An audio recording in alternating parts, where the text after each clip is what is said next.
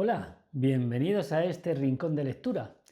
Hoy traigo un relato de Pedro Escamilla y su título es La cabellera negra. Comenzamos la lectura.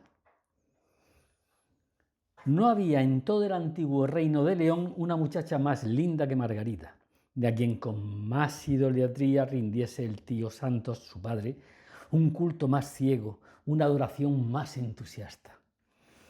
Todo lo que voy a referir pasaba hace más de una centuria en un pueblecito enclavado en La Vega, en la orilla izquierda del río Esla. La aldea, para lo que entonces se usaba en España, era de las más coquetonas, y séame permitida la palabra. Su nombre no hace al caso. Lo esencial del hecho no ha de ganar ni perder porque os lo revele. Solo debo consignar que la casa del tío Santos se elevaba a muy pocos metros del terreno a la sombra de la torre de la iglesia de San Miguel, como si quisiese buscar la sombra protectora del místico edificio. Cuando las campanas sonaban, las espantadas golondrinas que tenían sus nidos en los aleros del tejadillo iban a refugiarse a la ventana que correspondía a la habitación de Margarita.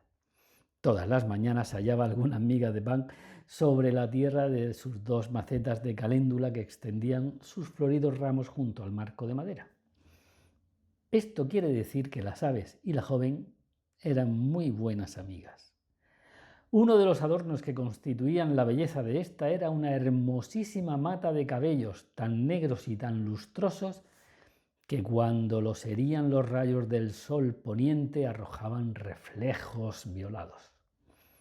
El tío Santos estaba continuamente demostrando a su hija la necesidad de conservar aquella parte de su belleza, y hasta tal punto llegaba su empeño que, puestos en el fiel de una balanza su fortuna y la cabellera de Margarita, se habría decidido por esta última. Era sin duda un capricho de su padre. Decía de una manera poética, sin saberlo él mismo, que no quería quitar una sola hoja de aquella azucena, y la comparación era exacta. Margarita tenía la blancura mate de aquella flor. Sus ojos, rodeados de sedosas pestañas, lanzaban reflejos de alegría cuando se fijaban en su padre. Su boca sonreía como una alborada de mayo, y aquel magnífico busto destacaba su contorno árabe entre las negras ondulaciones de sus cabellos que a veces le cubrían el cuello y la espalda como un manto de terciopelo. Siendo niña, su padre la llevó a León una mañana. Iba alegre y risueño. Cuando regresó por la tarde, venía triste y meditabundo. Se observó en la aldea que desde aquel día empezó a cuidar con una vertiginosa solicitud la cabellera de su hija. Margarita contaba ya 18 años. No hay muchacha que a su edad no haya soñado a lo menos media docena de veces con un marido, por mucho que sea su inocencia y por muy retraída que viva. Las aves buscan sus compañeras, las flores están enamoradas del sol y, según la leyenda árabe, las torres de Medina, la ciudad santa, buscan de noche con empeño los rayos de luna a quienes confían sus secretos. Margarita había hecho un descubrimiento. Amaba a Baltasar, que era un muchacho próximo a su edad, colorado como una manzana y rubio como un haz de espigas, pero tan pobre como los mendigos que impetran la caridad de las puertas de las iglesias. No había que pensar en hacerle su marido, porque el tío Santos soñaba con un emperador para su hija. Un príncipe le parecía poco, y Baltasar no tenía ni de lo uno ni de lo otro. A fuerza de bailar en la plaza y de encontrarse en todas partes, los jóvenes habían acabado por confesarse un mutuo cariño, y las escasas esperanzas de que éste llegara algún día a dar que hacer al señor cura de San Miguel.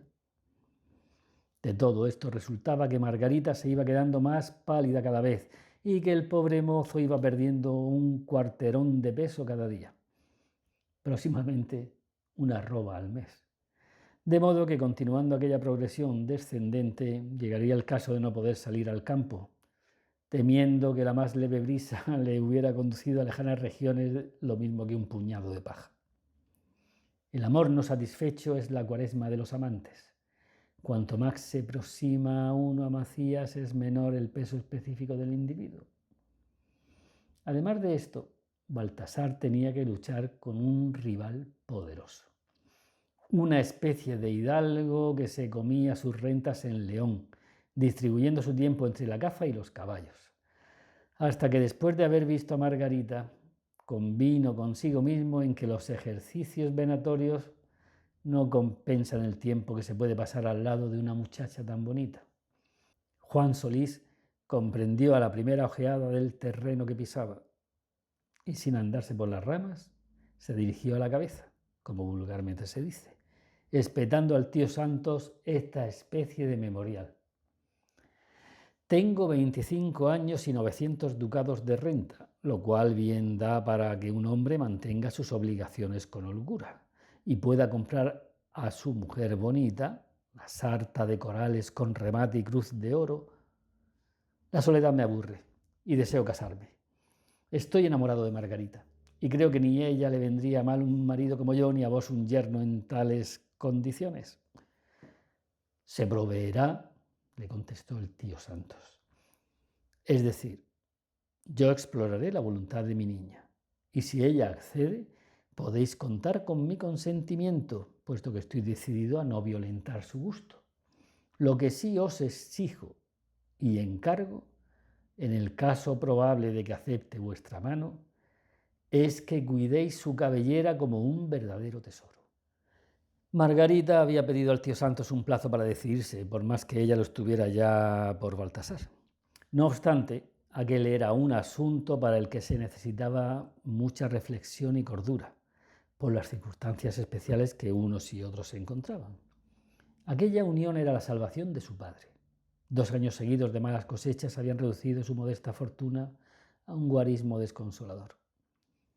Muchas veces en mis paseos por el campo me he detenido ante un labrador que, en medio de sus trigos ya granados, mira con angustia una nubecilla parda que apenas apunta en el horizonte, lo mismo que el capitán de un buque con el anteojo en la mano quiere arrancar el abismo de sus secretos.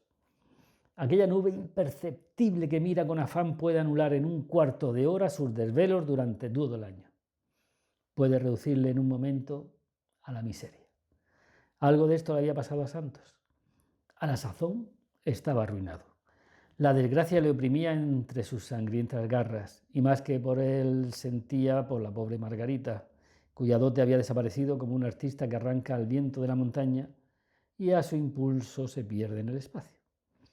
La proposición de Juan Solís no podía venir más a tiempo, y conociendo el cariño que Margarita profesaba por Baltasar, pedía a Dios de todo corazón que la muchacha se decidiese por el primero, a modo de evitar su total ruina, aunque, como él mismo había asegurado, no llegaría nunca a torcer la voluntad de su hija. Baltasar, que era tan honrado como pobre, comprendió eso mismo. Sabía que su amada estaba en un terrible compromiso, teniendo que optar entre la miseria a su lado o la salvación de la casa de su padre al lado de Juan Solís. En su mano estaba evitarlo todo. Se trataba de un gran sacrificio que devolvería la libertad de acción a Margarita. El corazón de un aldeano es tan susceptible de una acción heroica como el de otro cualquiera, y Baltasar, aunque amaba más que nunca a la doncella, se tornó de la noche a la mañana el hombre más calavera del mundo. Festejaba públicamente a cuantas muchachas se encontraba en su camino, y 4 o 5 veces se presentó completamente borracho a pie de la ventana de Margarita, donde le hablaba por la noche. En una ocasión llegó, viendo que tras los tiestos de las caléndulas no brillaba el agraciado semblante de la niña, a gritarle, pues la ventana estaba cerrada. El pobre mozo, en ese momento, dio un suspiro. Todo ha concluido entre ella y yo. Esta noche triunfará ese maldito Juan Solís, porque ella no ha de tener fortuna igual a la suya. Y no se equivocaba, ciertamente, el infeliz. En vista de su desarreglada conducta, Margarita hizo saber a su padre que estaba dispuesta a ser de Juan Solís. Solo que al ver el ademán triste y meditabundo de Margarita parecía que se trataba de arreglar sus propios funerales. Como a un tiro de cañón de la aldea donde han pasado los acontecimientos que os refiero, hay en la actualidad una pared de tierra dentellada y cubierta de ese musgo sombrío de las ruinas. Es lo que queda en la actualidad de un santuario que, bajo la advocación de Nuestra Señora del Socorro, había en la época a la que me refiero. Era una casita blanqueada con cal, coronada por un caballete donde había un esquilón que se tañía por medio de una cuerda de cáñamo, rematando todo esto en una cruz de hierro con su correspondiente veleta. Abiertas siempre las 4 ventanas que flanqueaban las paredes del edificio, daban entrada al sol y a las golondrinas, esos alegres huéspedes de las aldeas que tienen el envidiable privilegio de difundir la alegría por todas partes. El interior, que constaba de un solo cuerpo, no tenía más que un altar de madera de talla, sin dorados ni colorines, sobre el que se veía un lienzo medianamente estropeado y pintado por una mano fatalmente inexperta en el arte que inmortalizó a Murillo y a Rafael. Representaba, al decir de las gentes, la efigie de Nuestra Señora del Socorro, a quien la aldea dedicaba una solemne función el día 8 de septiembre. La puerta del santuario, abierta como os he dicho, presentaba una masa oscura, una profunda tiniebla, en cuyo fondo había un punto luminoso, la lámpara que lucía ante la imagen, difundiendo su opaca claridad en un círculo muy reducido. No obstante, fijando un poco la atención, se echaba de ver un objeto informe que se movía y oscilaba, y en algunos intervalos se oía rumor parecido a un sollozo. Y sollozos eran efectivamente lanzados por la pobre Margarita, que viendo próximo el día de su boda, y más que nunca enamorada de Baltasar, había ido a orar ante la Virgen y hacerle un voto. Así como por lo general el día suben las plegarias acompasadas por el humo del incienso, de noche salen de los labios entre el vapor de las lágrimas riego que fertiliza a esas místicas flores. Margarita decía: Santa Virgen del Socorro, dígnate atender mi súplica, que de ninguna manera se revela contra los preceptos de tu Hijo.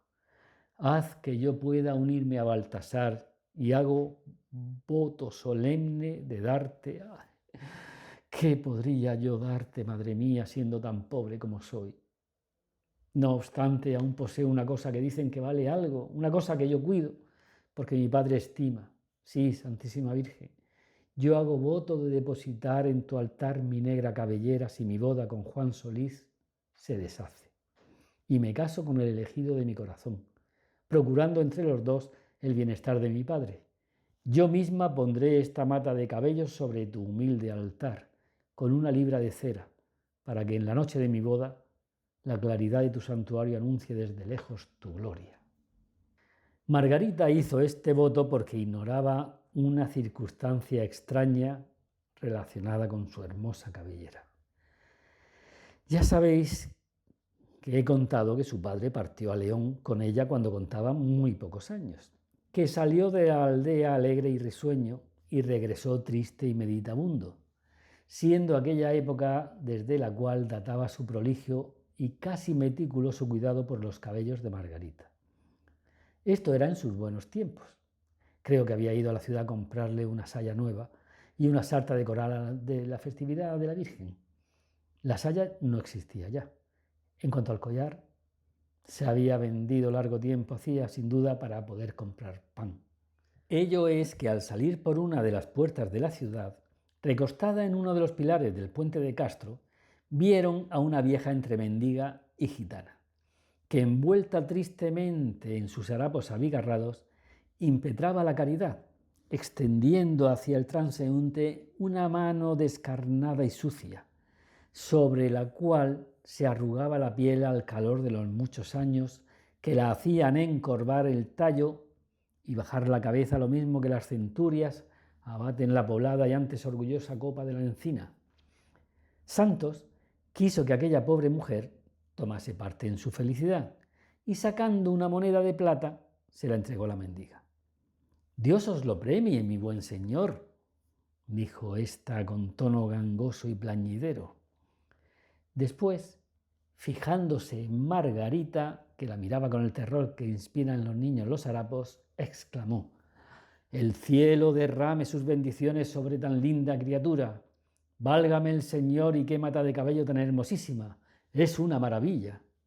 Santos sonrió, pudiendo apenas contener el gozo que le embargaba, en cuanto la mendiga prosiguió: «Daría de buena gana un beso a esa niña si no fuera mejor evitaros el espectáculo repugnante de una oruga durmiendo sobre una flor. Vamos, buena mujer, pesadla, yo os lo permito. No, no, dijo Margarita, ya veis que esa niña sabe más que vos y yo.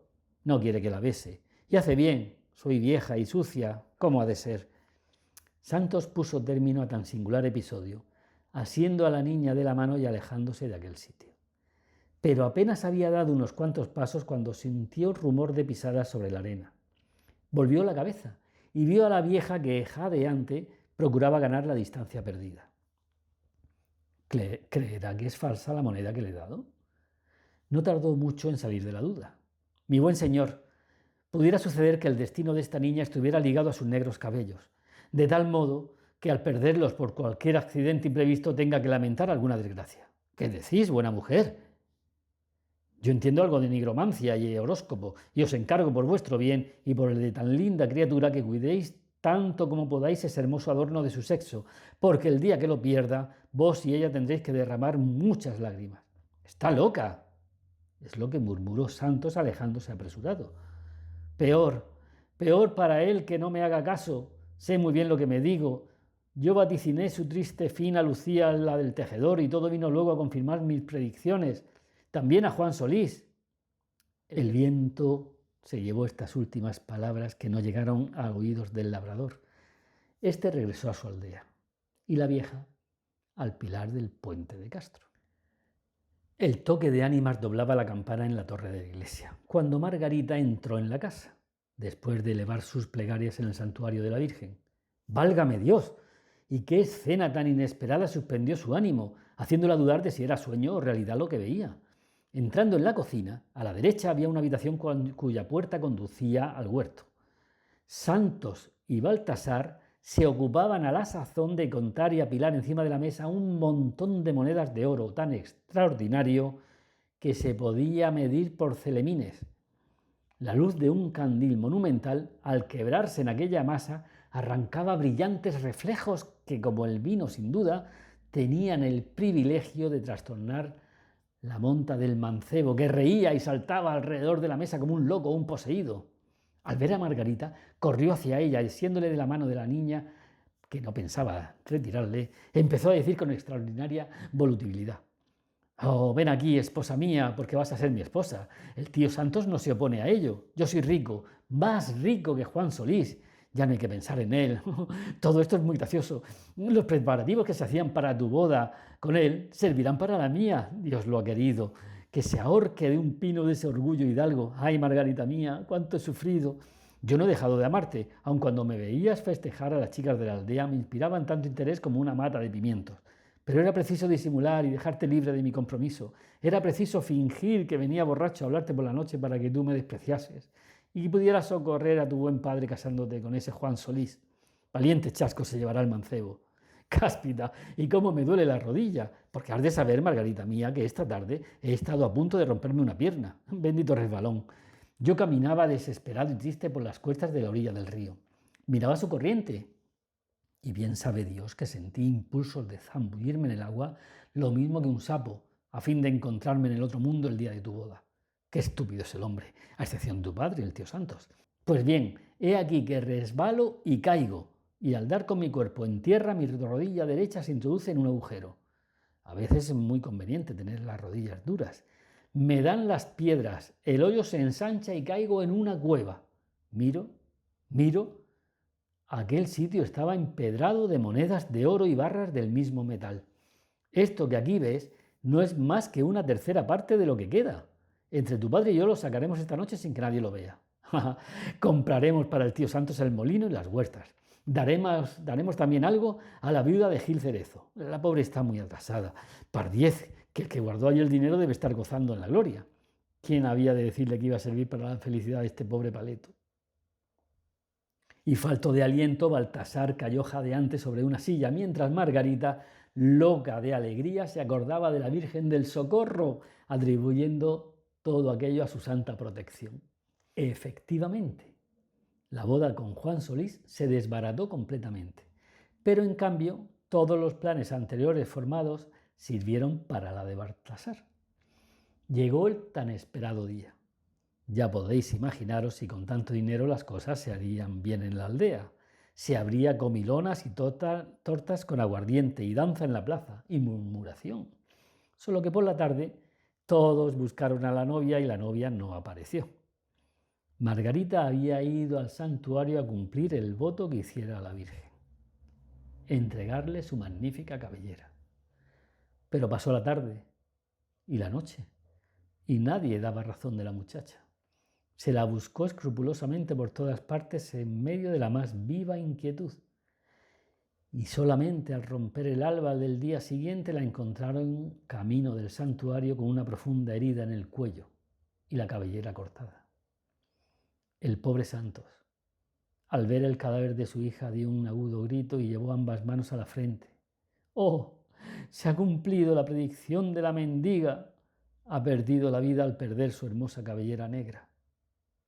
Ya habrá adivinado el lector que todo aquello era obra del desdeñado Juan Solís, que efectuó una macabra venganza. El pobre Baltasar murió al poco tiempo de un tumor en la rodilla, producido por su caída la misma tarde que tropezó con el tesoro. Y aquí termina esta historia de amores que acaba en tragedia. Nos vemos en la próxima entrega.